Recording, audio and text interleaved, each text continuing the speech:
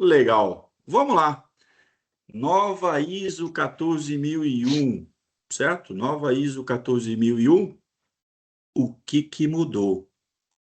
Dado interessante para a gente começar, meus queridos. Dado que trata-se de uma pesquisa do Canadá, uma pesquisa que pesquisou, né, captou dados desde a década de 90 até a atualidade, constatou que o aumento de 1% no número de certificações da 14001, ou seja, 1%, o aumento de míseros 1% no número de certificações, reduzem 0,14% dos gases de efeito estufa, tá? Esse, como eu falei, é um estudo lá do Standard Council of Canada, similar ao que a gente tem como se fosse um Inmetro, uma associação específica lá do Canadá, ligada a estudos, muito focado também ao meio ambiente. Então é um dado importante, né?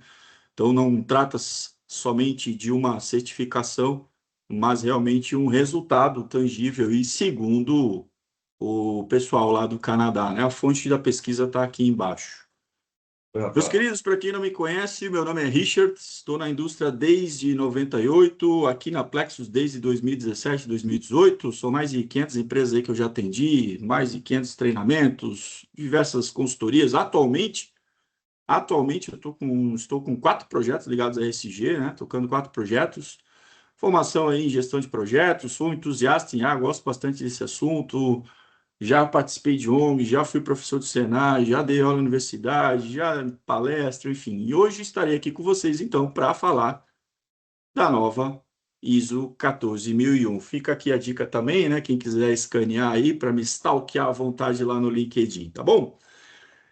Plexus Internacional, nossa joint venture, somos uma multinacional com sede lá nos Estados Unidos, estamos nesses 12 países, né? Estados Unidos, México, Itália, Espanha, China, África do Sul e, claro, aqui no Brasil, né? Somos uma empresa basicamente focada em geração de competência. No Brasil, estes são os nossos escritórios. Aqui na América Latina, a sede fica em São Paulo, capital. E temos escritórios nessas tantas cidades, né? Betim, São Paulo, Joinville, Curitiba e Porto Alegre. Mas através destes escritórios atendemos toda a América do Sul. Três grandes produtos que a gente atende: treinamentos, consultorias e auditorias, são mais de 250 produtos aí que nós temos no nosso portfólio, né? Mercado de atuação muito amplo, automotivo, linha branca, aeroespacial, agronegócio, são diversos assuntos. Somos forte no automotivo, mas também atendemos outros tantos mercados.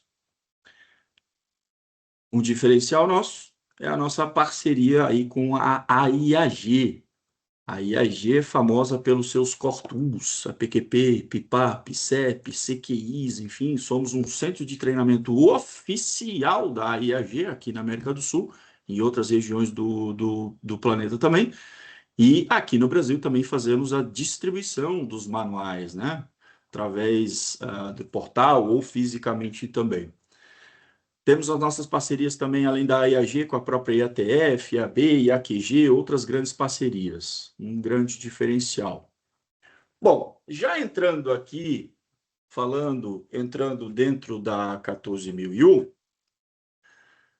como é que é o processo, então, de revisão, né? Como é que funciona esse processo?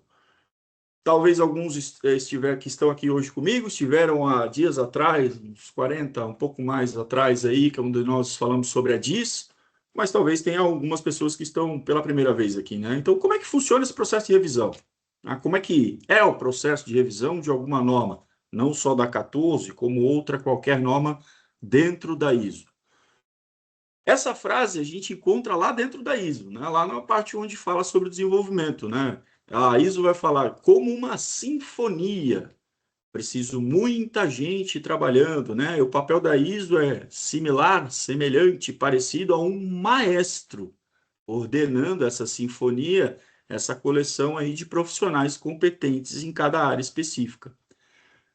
O trabalho inicia com o desenvolvimento de um draft ou um rascunho, por isso que antes a norma é chamada de DIS, né? DIS, o D é do draft ou um rascunho. E esse rascunho, basicamente, atendendo aí às necessidades do mercado. Lembrando que a gente está falando não só da ISO 14001, mas do processo de revisão de várias outras tantas normas, 9001 inclusive. Um processo de votação é a chave aqui para o consenso, então, desse draft, desse rascunho que é estabelecido, né?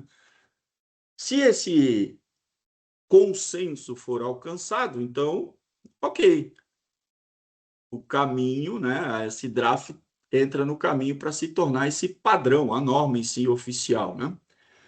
O processo como todo, desde o primeiro momento, o primeiro início, o start, o início, a primeira, vamos mudar, até realmente a gente ter o processo de lançamento de uma norma, pode durar até 3 anos, né? Um processo bem longo. Não é que sempre é, às vezes é um pouco menos. Por exemplo, na casa da 14 foi até um pouco menos aqui, tá? O processo desde o início, do start inicial, até a gente ter essa versão que estamos falando aqui agora, né?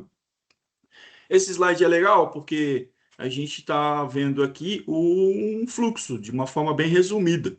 Então, começa lá com uma fase preliminar, entra numa proposta, uma aprovação, aí a comissão, consulta, a aprovação aqui do draft, né?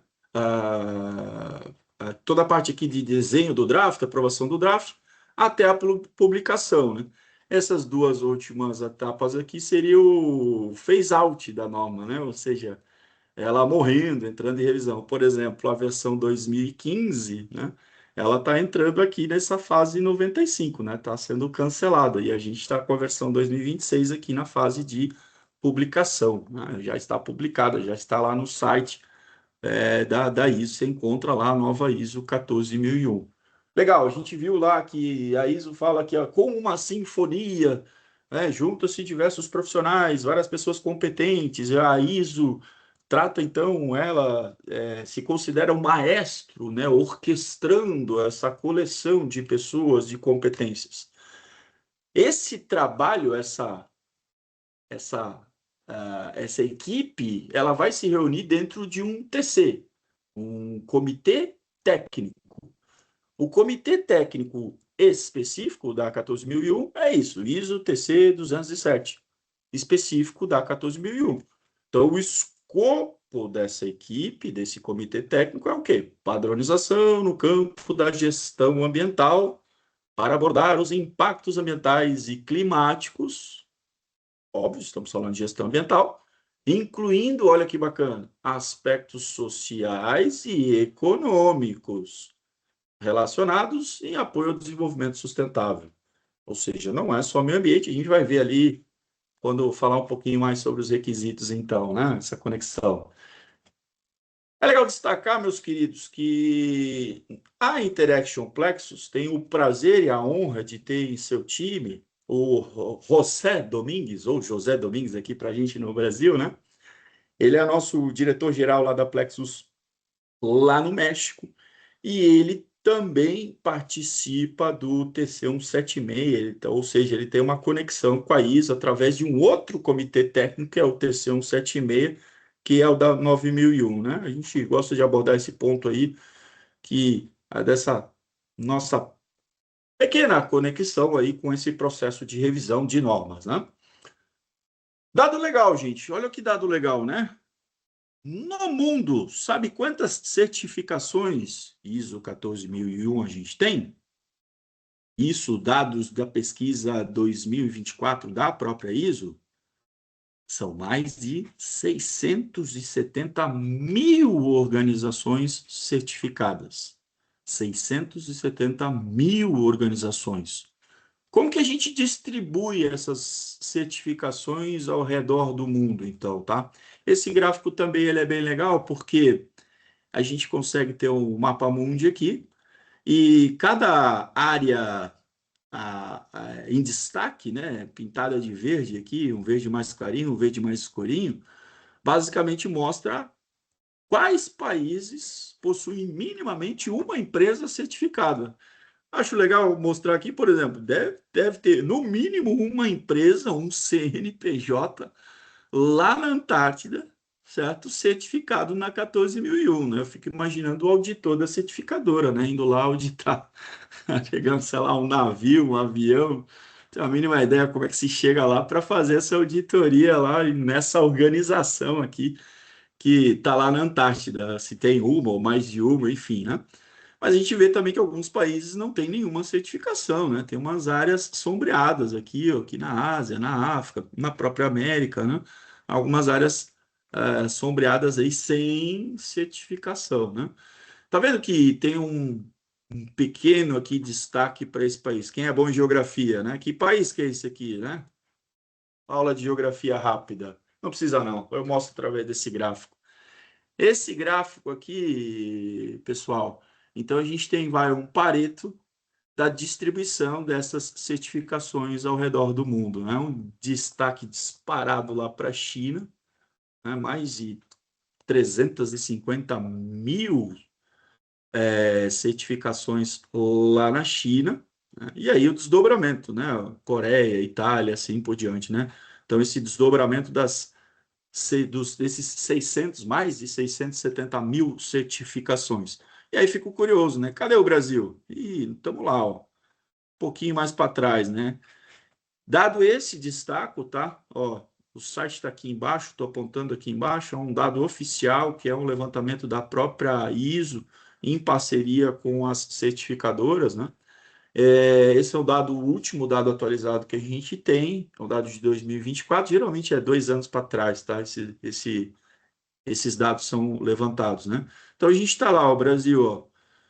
Brasil são 3.200 e tantos certificados com 6.000 sites, né? Qual que é a diferença, gente, né?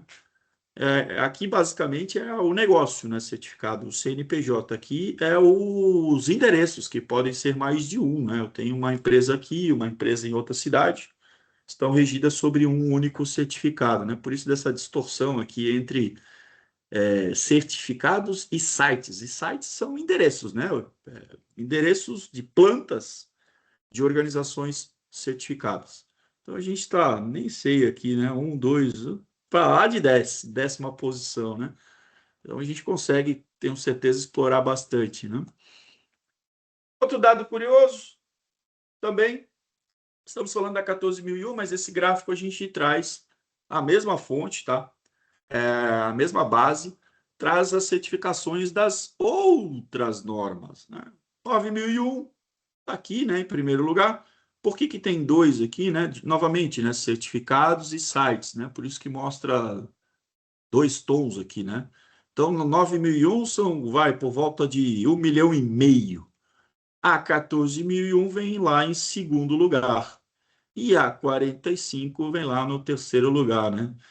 E aí, um pouco mais para baixo, a gente sabe que está crescendo bastante, a 27.001, que tem a ver lá com, resumidamente, segurança da informação, né? Essa aqui, aí é a opinião minha, Richard, entendo que tende a crescer, né? Então, a gente tem um Pareto aí das três principais, né? A tríplice, a gente chama de tríplice certificação, 9.001, 14.001, 45.001, né? Então, tem esse desdobramento. Veja que a 45.001 está aí, 500 e tantas certificações, né? Palavras do secretário-geral da ISO, senhor Sérgio Morrica, ou Mojica, enfim, uruguaio. Palavras dele. A nova edição da ISO 14001 é mais suave de implementar. Palavras do secretário-geral da ISO. E se integra perfeitamente com outros padrões do sistema de gestão. Palavra-chave, eu vou até destacar aqui, ó, integra, né? Estamos aqui com diversas pessoas, 250 pessoas, né?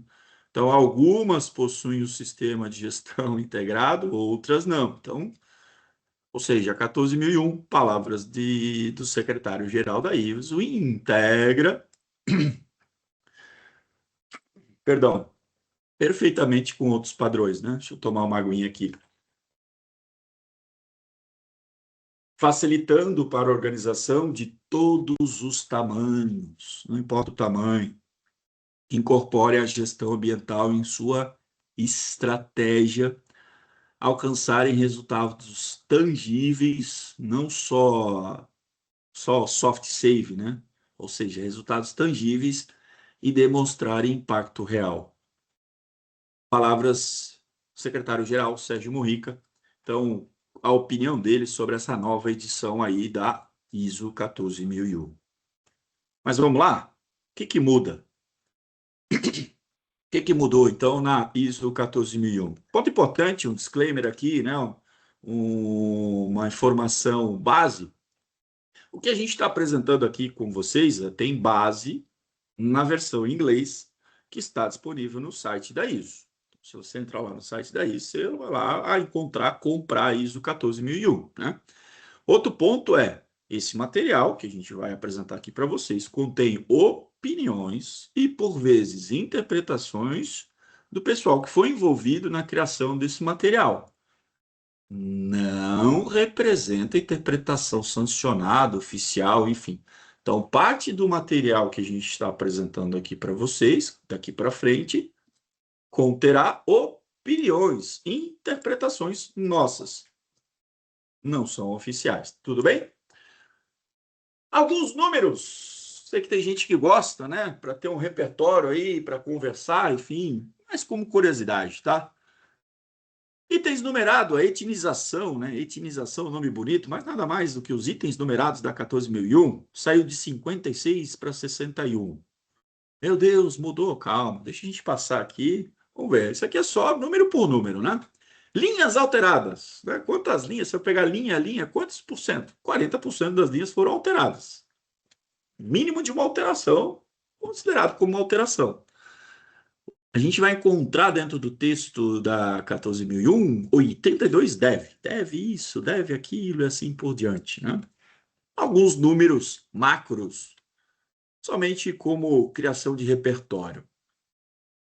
Entrando agora nas mudanças, um pouco mais profundo, nesse primeiro momento eu quero trazer para vocês algumas mudanças que são mais genéricas e comuns durante todo o texto da 14001.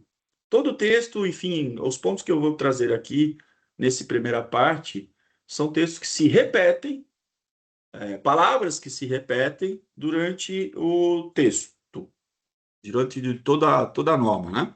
Por exemplo, uma mudança, né? Antes a norma tinha, né? Essa norma internacional. Agora ela traz esse documento, né?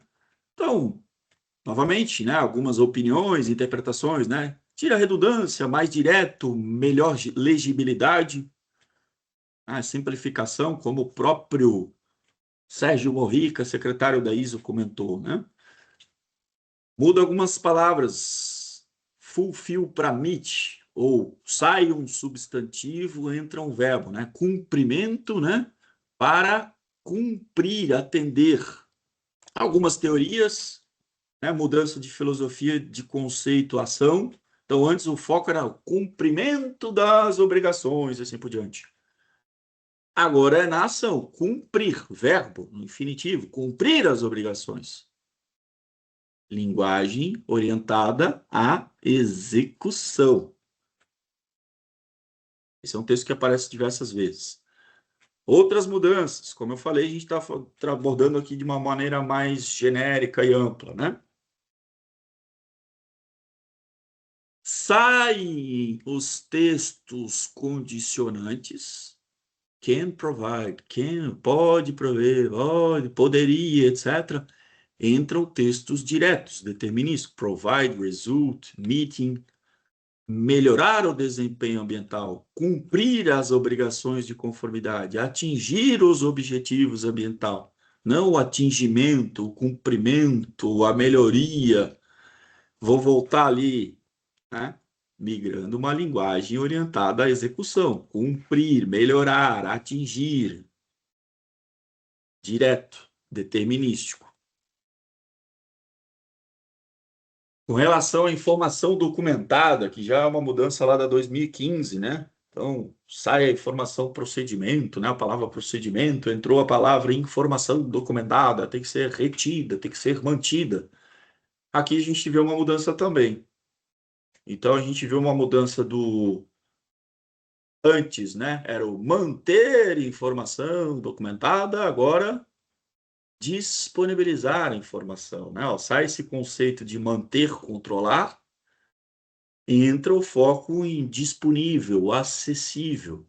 Essa simplificação da exigência, redução da carga documental, burocracia, visto a adoção lá atrás do anexo SL, né? Lá de trás, trazendo novamente as palavras do secretário-geral, o Sérgio Murica, lá, né? A ISO 14001 é mais suave de implementar. Repito, palavras do secretário da ISO, Sérgio Murica. Aqui a gente vê, então, manter para disponível. Entrando agora dentro da norma, nas sessões introdutórias. Capítulo 0, 1, 2, 3. Lá no histórico, destaca que o compromisso com o meio ambiente, né, lá no texto da norma, traz, né, o compromisso com o meio ambiente traz consequências financeiras, sociais para o negócio, para a organização, para a empresa, e não somente para o meio ambiente.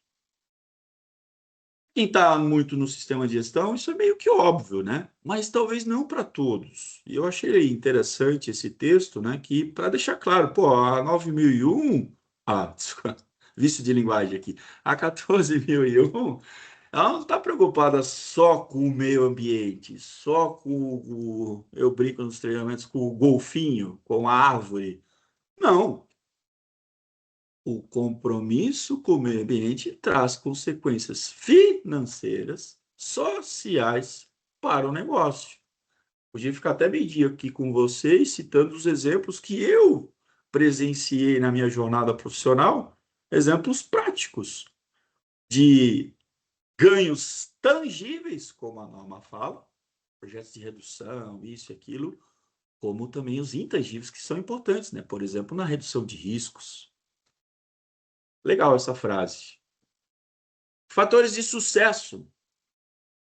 Antes trazia as implicações, né? Meio tipo terrorismo. Assim, não, se você não fizer, essa é a aplicação, né? Você vai ter esse problema. Agora mudou o tom. Agora traz um olhar dos. Não, peraí. Olha os benefícios que você tem. Então, também é um ponto importante. É o fator de sucesso, não é mais um bicho-papão. Não, se você não fizer, olha aqui o que acontece contigo. Uma implicação, algo ruim. Olha só.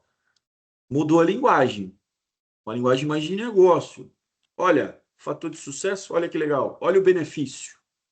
Olha os benefícios da 14. Termos e definições.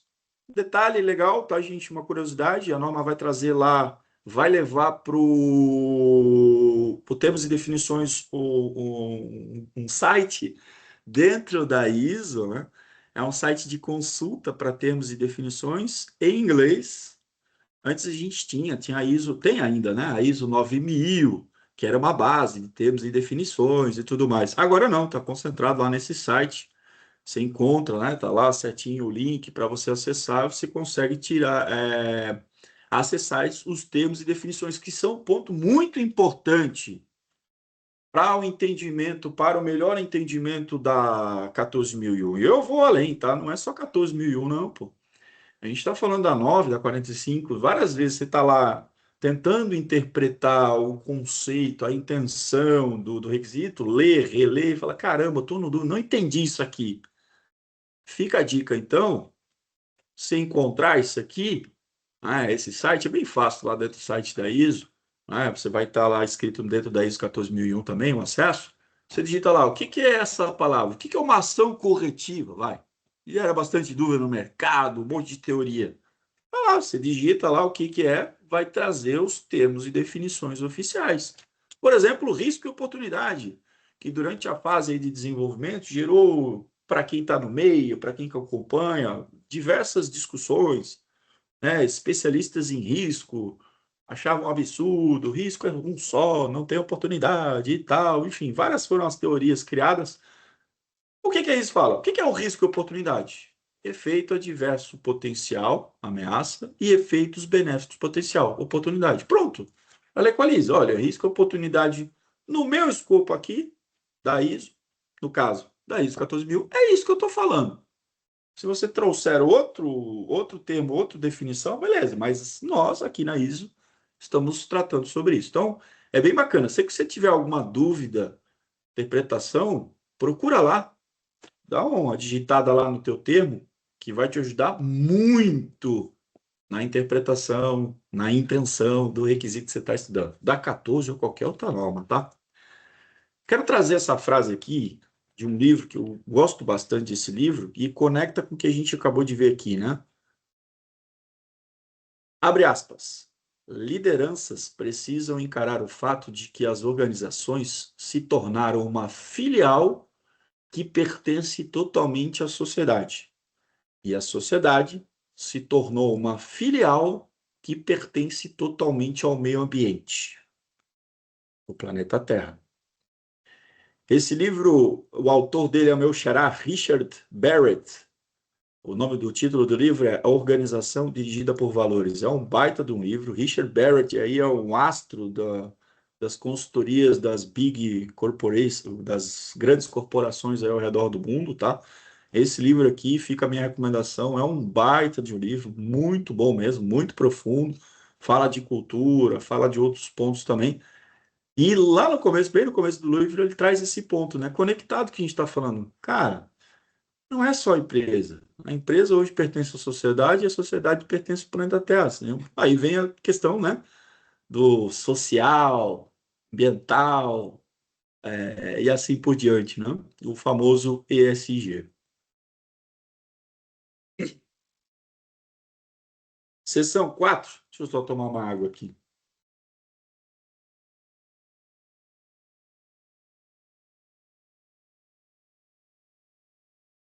Seção 4 vai falar lá do contexto, certo? Dentro do 4.1, estou dentro da seção, para quem está chegando nesse mundo de 14.001, né, tem várias pessoas que estão aqui comigo que dominam a 14.001, estão interessados nas mudanças, né?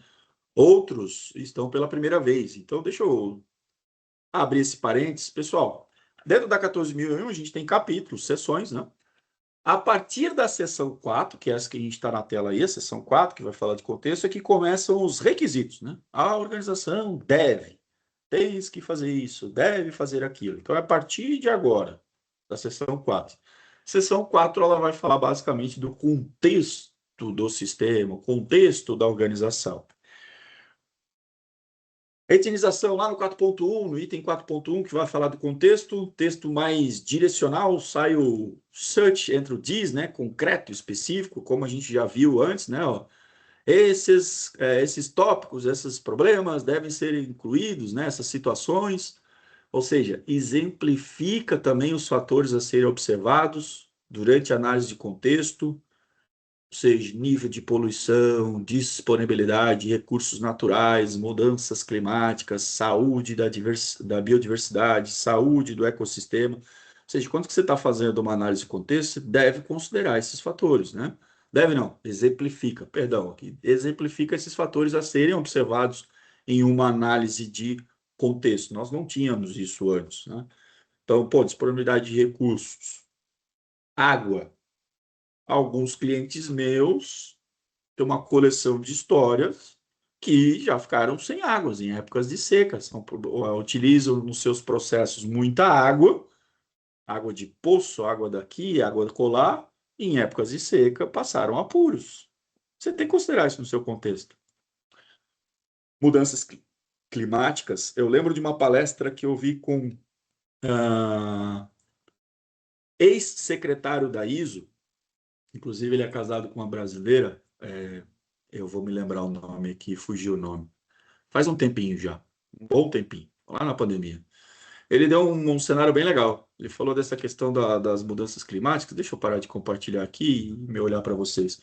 Ele deu um exemplo legal dessa questão das mudanças climáticas. Segundo ele, na Europa, as empresas estavam percebendo a questão do turnover, né? Similar ao que a gente está passando aqui e tal.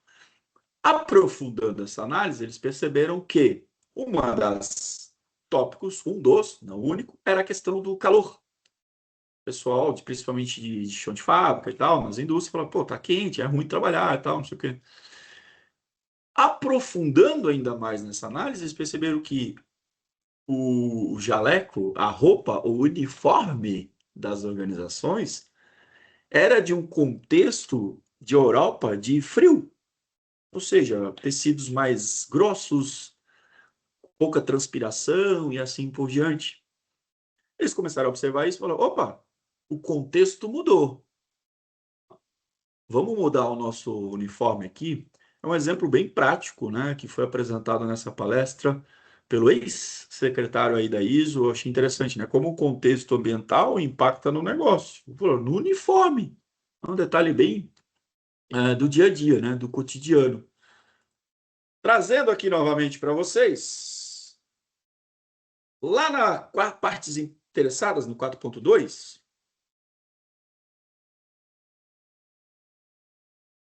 partes interessadas no negócio, no sistema de gestão, né? Eu preciso identificar quem são, o que elas querem do meu negócio.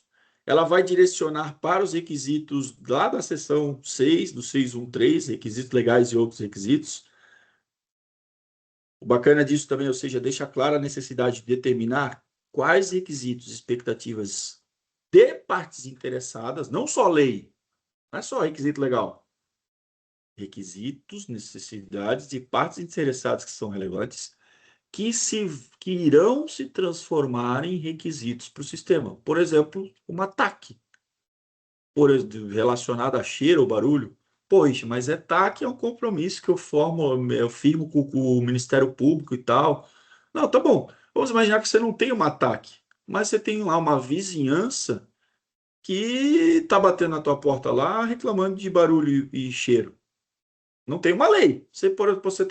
Pode estar até falando, não, Ixi, eu medi aqui, o barulho tá, né? O ruído está dentro da legislação lá, 70 decibéis, etc. Legal, mas você tem uma parte interessada que, segundo a sua análise, tem interesse, fala assim, cara, tá muito barulho ainda. Não adianta tu medir tá em 70, mas o pessoal da empilhadeira fica tombando o pallet a toda hora na madrugada. Beleza, na hora que mede, não, se não está tombando o pallet, não dá o barulho. Isso pode se tornar um requisito. Nota 1 traz que partes interessadas podem possuir desejos e requisitos ligados, acabei de falar, né? Nota 2, uma novidade, um ponto legal nessa nota. Lembrando que notas são exemplificações, tá? Não são requisitos. Ela esclarece que desejos e necessidades de partes interessadas relevantes tornam-se uma obrigação, um requisito para o sistema quando a organização decide cumpri-las. Legal isso. Ou seja, eu tenho, se não é requisito legal, eu, organização, tenho o poder de falar assim: ah, isso aí eu não vou dar bola, não, não vou cumprir. Ok. Claro que essa análise precisa ser feita da melhor forma, né? Você está falando com uma parte interessada que, por vezes, pode ter um poder, uma influência sobre o teu sistema. Mas você decide. Ó, decide cumprir. Quando eu decido cumprir, legal, ela vai se tornar um requisito no meu sistema. Senão, simplesmente eu posso falar assim: ah, legal, tá aí, mas não vou atender, não. Claro que bem analisado isso, né, gente?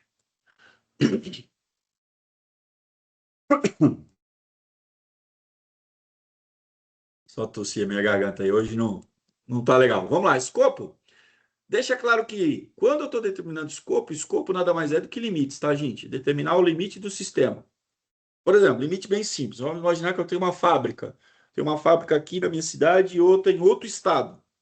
Quando eu estou falando de limite, eu vou falar se eu vou fazer a 14.001 aqui e a colar também. Estou olhando isso. Isso é um exemplo de limite, de escopo. Nessa determinação, o sistema deve avaliar o quê? A capacidade de exercer controle e influência sobre o ciclo de vida do produto. Ou seja, quando você está determinando o teu escopo de sistema de gestão, você tem que olhar para o famoso ciclo de vida do produto e não somente para o teu negócio. Ciclo de vida que entrou lá na versão 2015 e permanece, aqui, basicamente você olhar para toda a tua cadeia, para trás, o inbound, né, a entrada e a saída, né? Tudo olhar na hora de definir o teu escopo. Serve de base, então, essa análise para lá na frente, no 8.1, quando você fizer o planejamento e o controle operacional do teu sistema, determinar quais controles serão necessários, quão será forte a sua influência do teu sistema de gestão pela perspectiva do ciclo de vida. Como, por exemplo, controle da cadeia de suprimentos, serviço, logística, logística de entrada, logística de saída, cliente, assistência, destinação, reuso, reciclagem, descarte e assim por diante.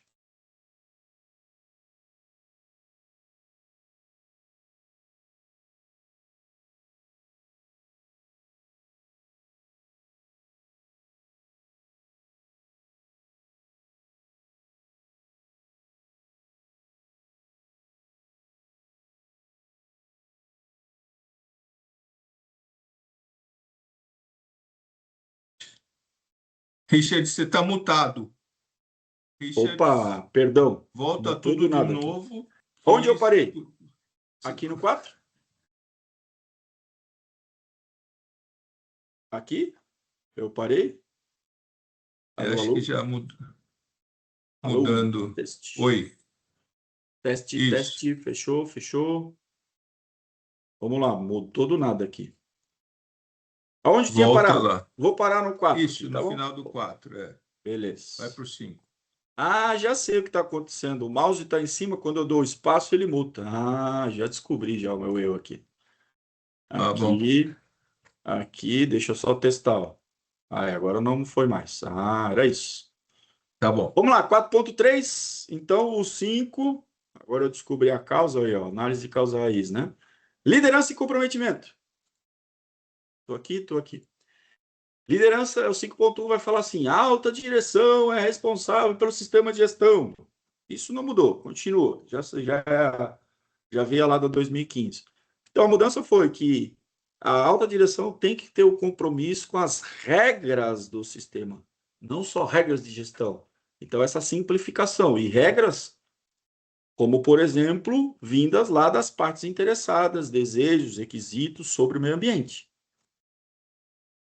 Na política, 5.2, a gente precisa definir uma política, conjunto de regras, enfim, que vão dar o direcionamento lá para o meu sistema de gestão. Políticas servem para você te auxiliar no processo decisório da tua organização.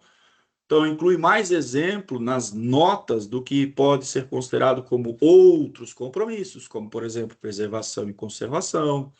Questão da mudança do termo aqui, né, do já comentado, né, sai o cumprimento para cumprir.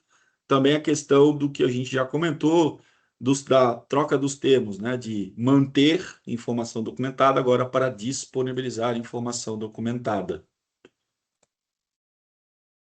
Seção 6, ou 6, riscos e oportunidades. Novo requisito? Não, não é novo, né? Então, só uma mudança na estrutura do texto, criando essa etinização aqui 614, que vai falar de riscos e oportunidades, né? Esse texto que nós vimos nessa etinização, nesse tópico, nesse item 614, ele estava antes no 6.1, né? Então, agora ele traz essa questão do riscos e oportunidades, resgatando o conceito esse oficial lá da ISO. Riscos e oportunidades, efeito adversos potenciais e efeitos benéficos potenciais. Essa é a definição que nós encontramos lá nos termos e definições lá da ISO 14001 e lá no site.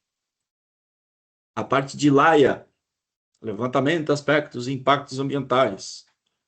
Uma nota explicando lá o que é o ciclo de vida, uma nota importante, ciclo de vida é isso. Deve determinar potenciais situações de emergência na hora de fazer o levantamento de aspectos e impactos ambientais. Mudou de lugar, né? Então esse é um ponto importante.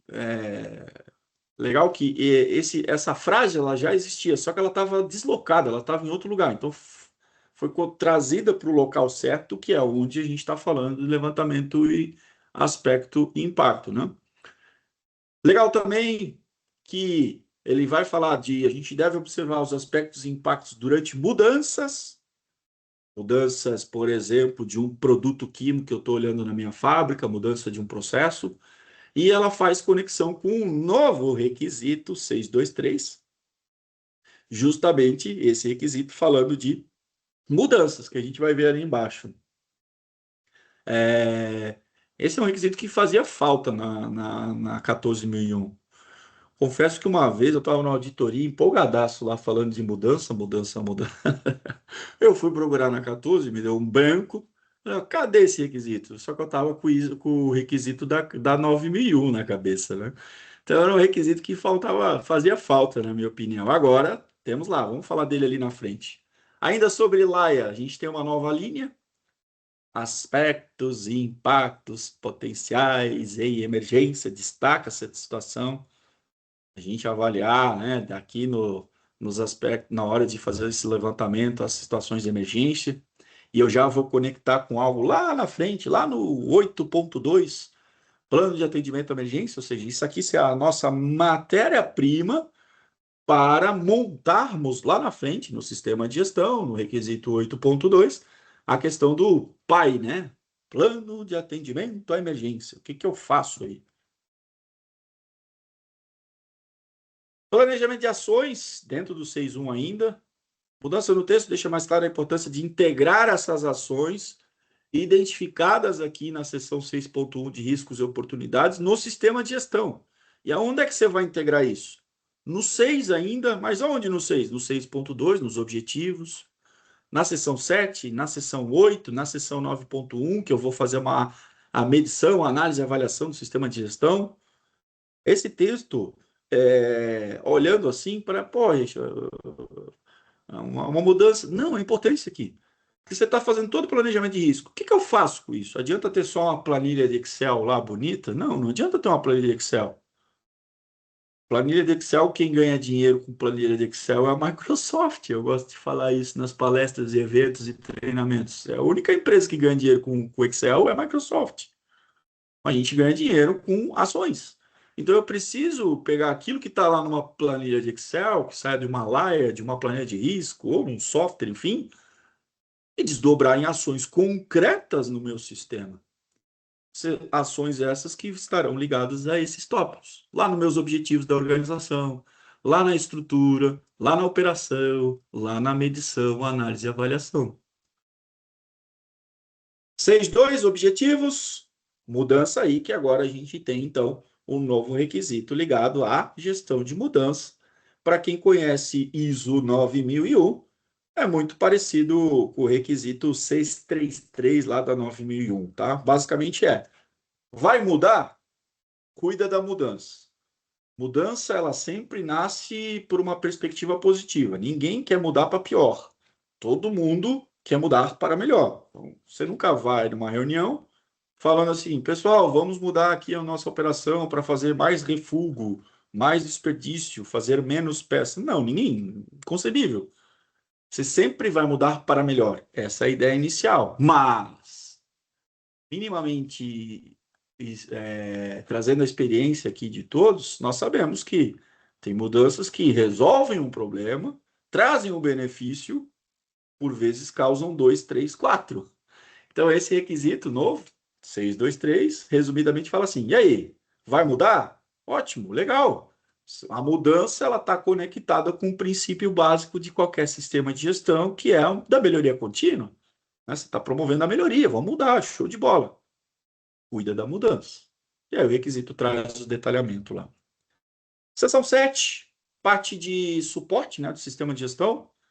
Lá no tópico ligado à comunicação, a mudança lá do reter para tornar disponível, reforçando, né, aquela mudança de filosofia. Antes era prove que você fez, baseado em evidência documental. Agora, demonstre que existe alguma informação documentada baseada em disponibilidade e transparência. Deixa eu conectar aqui, né? Não adianta ter um papel lá carimbado com cópia controlada engavetado. Você tem material, certo? Você reteve lá um papel qualquer, qualquer que seja ele, tá carimbado, tudo certinho, mas está na gaveta. Ou seja, está servindo só para mostrar para o auditor. Não está trazendo benefício para o sistema, para a organização. Muda o conceito. Tá, legal, essa informação está disponível para quem de direito é? Transparência para quem de direito? Ou seja, foco no resultado, não em ter o papel por ter o papel para mostrar a auditoria. Possíveis razões para a mudança, né? Redução da burocracia, vem reduzindo a exigência, excesso de documentação, menos papel, mais prática, aquilo que eu comentei, acabei de trazer para vocês. Alinhado com a mudança que a gente teve no 7.5 do reter para disponibilizar.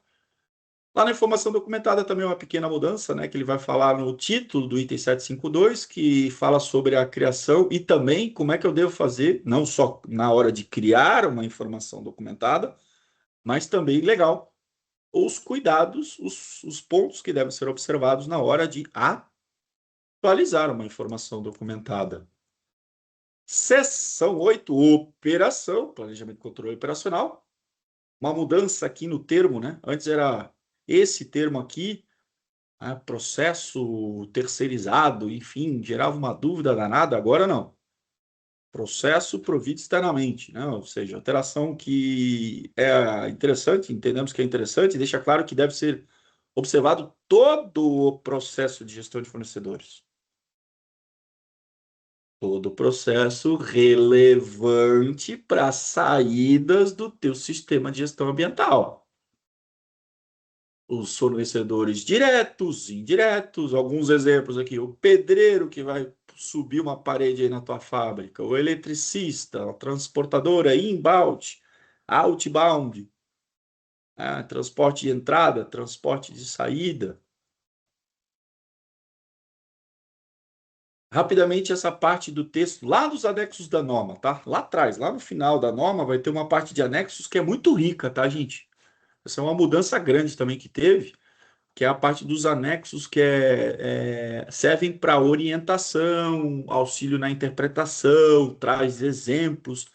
É uma parte da norma muito rica que eu recomendo o estudo também, tá? Então vai ter o anexo 8.3 lá que fala assim, olha, aí, falando aqui de fornecedores e controles e tudo mais, né?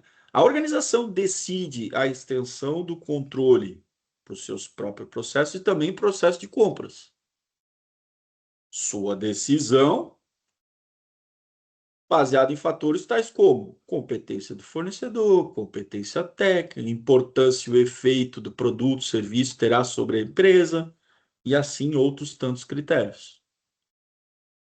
Quando a gente compra algo, um produto, um serviço de um fornecedor, né, externo, enfim, a capacidade de organização deve ser observada, né, de exercer controle ou influência pode variar. Sabemos que, olhando para o meu processo de gestão de fornecedores, de fornecedora, 5 forças de Porter, certo? Meu poder de influência sobre o fornecedor, meu poder de barganha sobre o fornecedor é grande, é pequeno? Isso pode variar, sabemos, né? Então eu tenho que levar isso em consideração. Não adianta eu falar que a partir de agora não entra mais caminhão com um problema de fumaça preta. Legal. Você vai falar para a tua transportadora mudar os caminhões todos lá? Vai conseguir fazer tais vai conseguir pagar isso? Isso deve ser observado na hora de estabelecer um controle.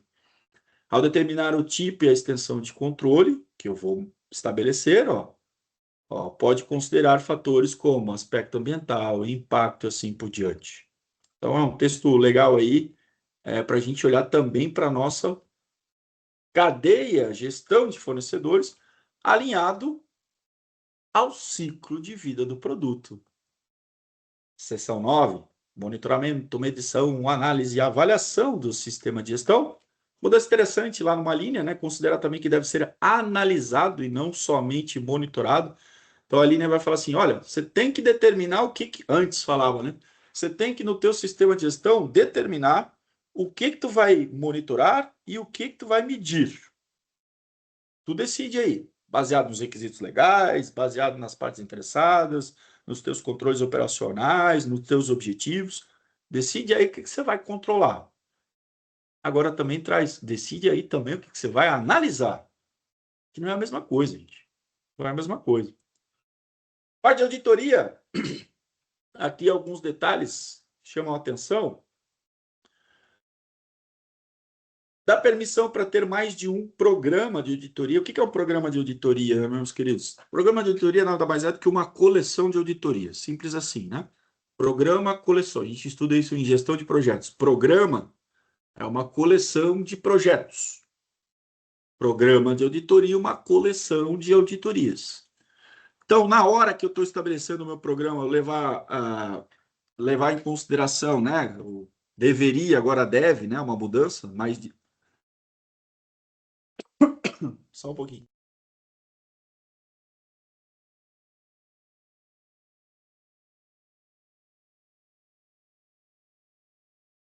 Uma mudança aqui que a gente já vem falando, né? Termo mais direto. Antes deveria, agora deve considerar mais direto, objetivo na hora de estabelecer.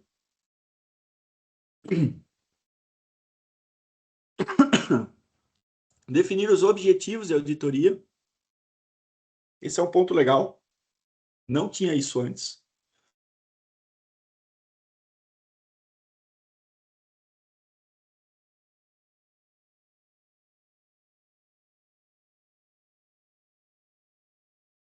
Pessoal, vou aproveitar enquanto o Richard está recuperando sua fala para relembrar quem precisar do certificado aqui do nosso evento. No final do evento, nós vamos mandar um link com umas perguntas só de avaliação e ali você põe seu nome e seu e-mail. A gente só vai poder mandar certificado para quem preencher esse link. É um Forms, isso vai via Google Forms. Ah, eu não posso acessar o Forms. Bom, passa para o seu celular e acessa via seu celular, funciona. Às vezes algumas empresas não podem clicar no link, mas você consegue copiar o link e acessar via seu celular. É por lá que a gente vai pegar os nomes e os e-mails para poder mandar. Nós não tiramos daqui porque a gente não está com essa ferramenta habilitada. Obrigado, Paulo, Richard. pelo suporte aí. Imagina, Obrigado. imagina. Como diria o Faustão, quem sabe faz ao vivo, né? Deixa eu botar aqui de volta aqui, gente, fazer o setup da tela.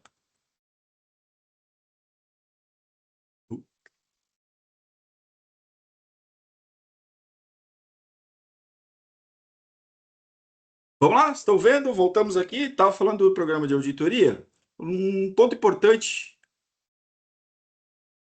Traz esse requisito aqui, ó. Na hora que eu estou estabelecendo o meu programa de auditoria, eu preciso definir, agora deve definir objetivo de auditorias. Antes nós não tínhamos isso. Ou seja, agora fica claro que a gente não deve só auditar por auditar. Medo de auditar, eu audito porque o auditor está vindo aqui, se eu não tiver auditoria, eu levo. Não, pô. Quem tem medo de auditor vai ter medo de bicho-papão. Não faz sentido. Por que você está auditando? Vamos relembrar o conceito de auditoria, os benefícios, né? Para que serve uma auditoria e o benefício da auditoria. Resumidamente, bem simples e didático. A auditoria serve para você identificar riscos, avaliar esses riscos e propor ações para mitigar ou eliminar esses riscos. Então, essa é uma finalidade macro. Então, você precisa definir os objetivos de auditoria.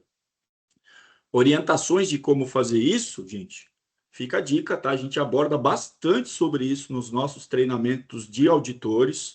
Nós temos isso nos treinamentos de auditor da 14001 e nos demais, VDA, CQI, auditor líder, assim por diante. Falamos sobre isso e muito também falamos sobre isso nos nossos treinamentos de auditores líderes. Uma rápida conexão. No final aqui vou passar para vocês o link dos nossos treinamentos, tá? De auditores e requisitos. E você encontra mais informação lá no nosso site, lá no Iaction-Plexus, rede social, enfim, você vai encontrar lá toda a nossa programação dos treinamentos de auditores e os outros tantos treinamentos. Objetivos de auditoria.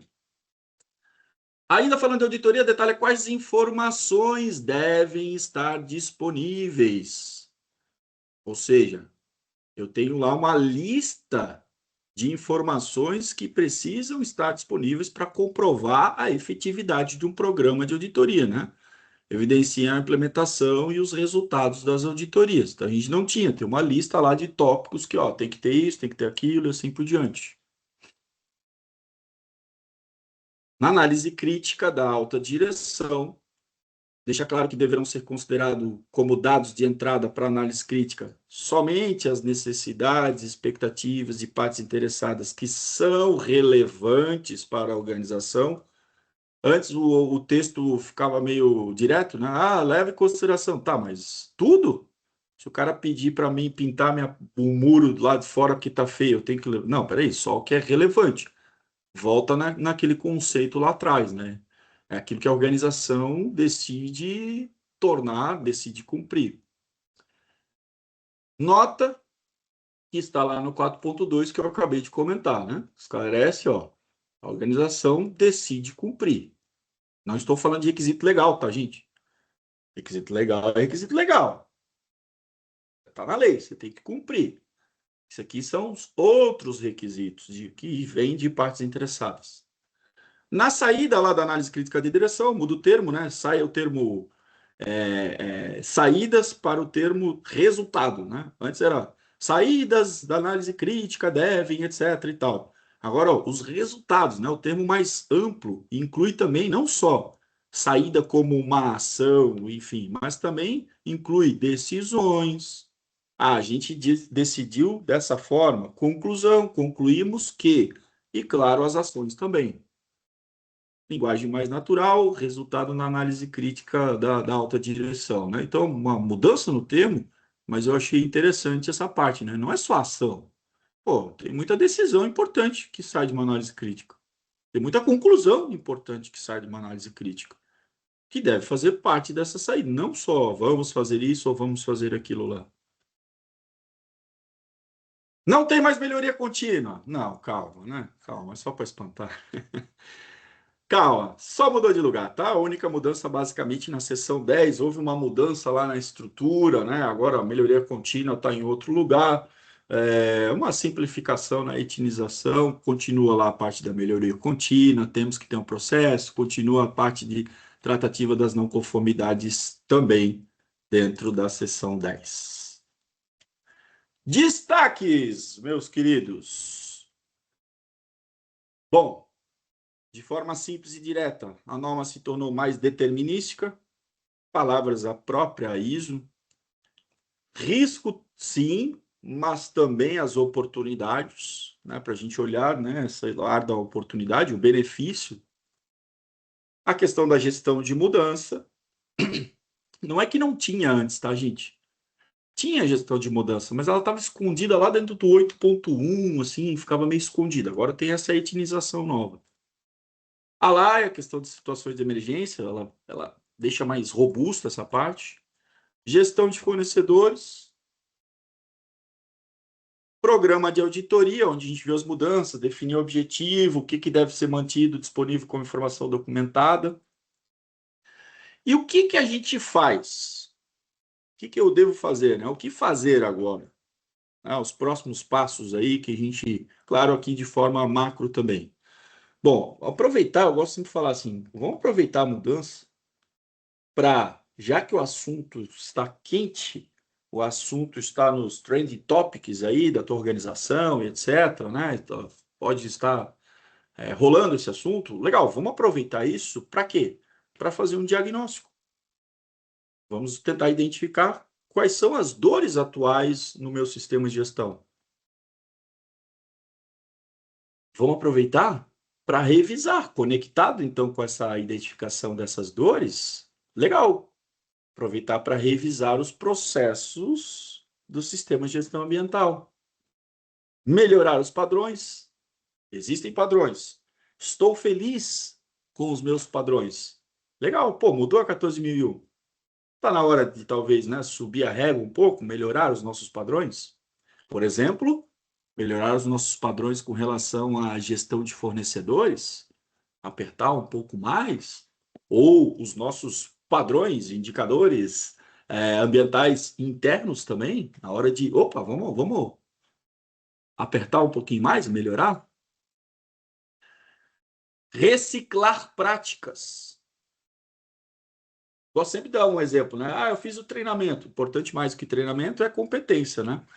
Uma vez na vida eu andava de skate. Se eu for andar hoje, meus altos de mais de 40 anos, não sei se eu consigo ficar em pé no skate, né? Nem no patinete eu acho que eu não consigo ficar em pé hoje em dia, né? Então, se eu querer andar de skate nos meus altos mais de 40 anos de idade, eu preciso reciclar. Conhecimento organizacional é o mesmo. Ah, você fez lá, você gerou a competência na equipe sobre tal situação, sobre tal processo, sobre gestão de resíduos, sobre dia a dia, sobre outras coisas. Legal. Vamos aproveitar novamente que o assunto está nos trending topics, está quente. Vamos reciclar. Reciclagem é importante. A gente vê pouco isso nas organizações, a reciclagem do conhecimento.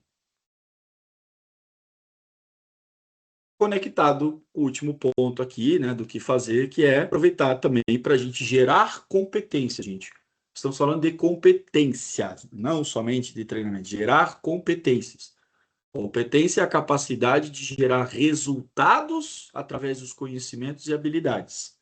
Competência é gerar resultados. É o momento também para isso. Conectando e fechando, aproveitar que o assunto está nos trending topics, está quente, enfim, vamos fortalecer as nossas competências, treinamentos, reciclagens, workshops, webinars, palestras. Várias são as formas de a gente poder realmente fazer essa reciclagem, essa geração de competência.